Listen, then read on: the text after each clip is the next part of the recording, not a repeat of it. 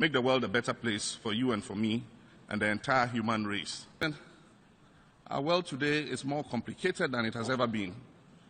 And the question I ask is, what happened to the ideals that gave birth to this organization, the United Nations? What happened to that enthusiasm that captured the spirit of the post-war world, that envisioned peace, safety, and security for all of mankind? What happened to the excitement at the thawing of the Cold War? And what happened to our joy at the collapse of apartheid? The era of the Cold War created a paradoxical safety and security.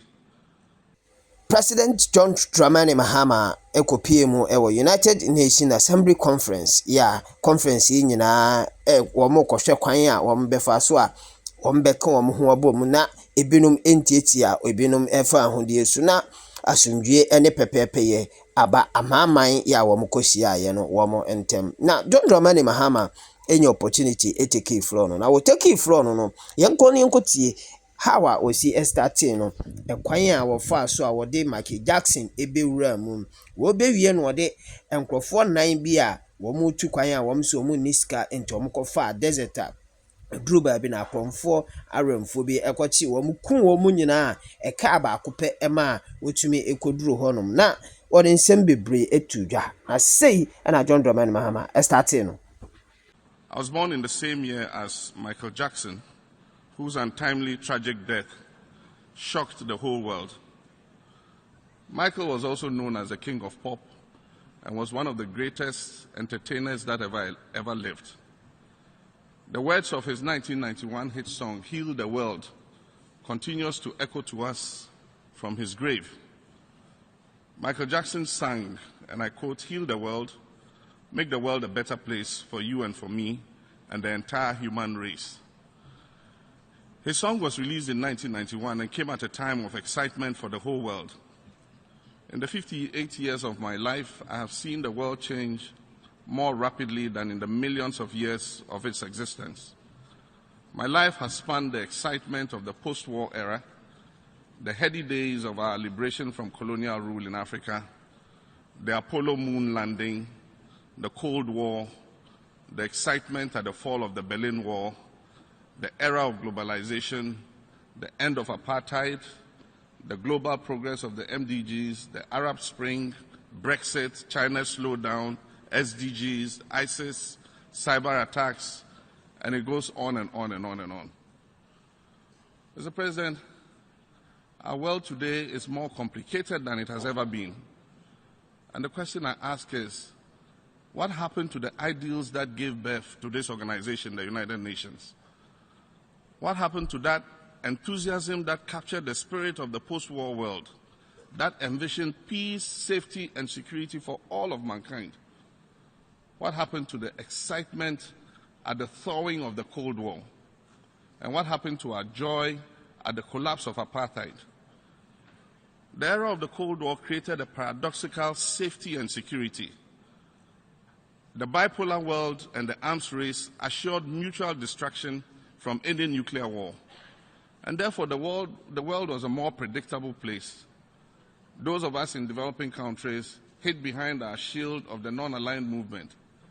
We marched against nuclear armaments and envisioned the day the nuclear arms race would end so that the trillions of dollars that were being spent by the superpowers on nuclear weapons will yield a dividend that will create a life of prosperity for all people on earth. President Reagan stood before the Brandenburg Gate in Berlin in 1987 and said, "Mr. Gorbachev," I quote, "Mr. Gorbachev, open this gate. Mr. Gorbachev, tear down this wall." Quotations closed.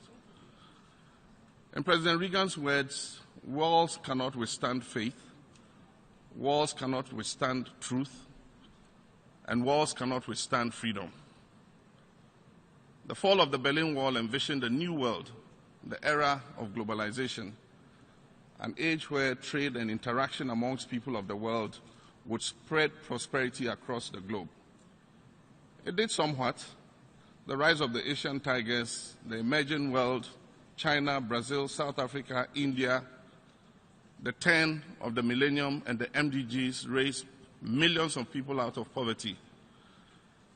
A young man in West Africa drops out of school and takes to selling petty items along the streets of the city. Agreeing with 4 of his friends, they decide to raise money and try to make it to the greener pastures of Europe. They pay their way through Niger and arrive at Agadez, from where they brave the trek of death. This is a dangerous hike across the harshest desert on earth, the Sahara. They are attacked by bandits along the way and robbed of all their money and provisions. They are rescued by some good Samaritan. 2 members of their group do not make it through the desert crossing. After months of living under the threat of death from many of the armed groups, including ISIS in Libya, they finally board an overloaded dinghy bound for Italy. Rescued from the sea after their dinghy capsized, only one of them remained, held in a refugee center in Italy. He is the lucky one, the only one of 5 friends to survive this perilous journey. How long he will remain in the detention center, he does not know. And this could be the story of any young African seeking a better life in Europe. Mr. President, all over the world, there are new walls coming up, walls that imprison us against the rest of the world. The young African refugee in an Italian detention center is facing one such new wall now. In many parts of the world, extremist forces have hijacked the dialogue, and in the millennial generation, all available cutting-edge technology is being used to spread anxieties that evoke fear and arouse our basest emotions. Hate speech is becoming common. People complain of being tired of being politically correct. In many places, xenophobia has taken over rational thinking. In the vote on Brexit, the specter of a flood of Syrian refugees was used as the instrument for propelling an exit from the European Union. It is a paradox of our world that nearly 30 years after President Reagan called for the Berlin Wall to be torn down, new walls are springing up everywhere.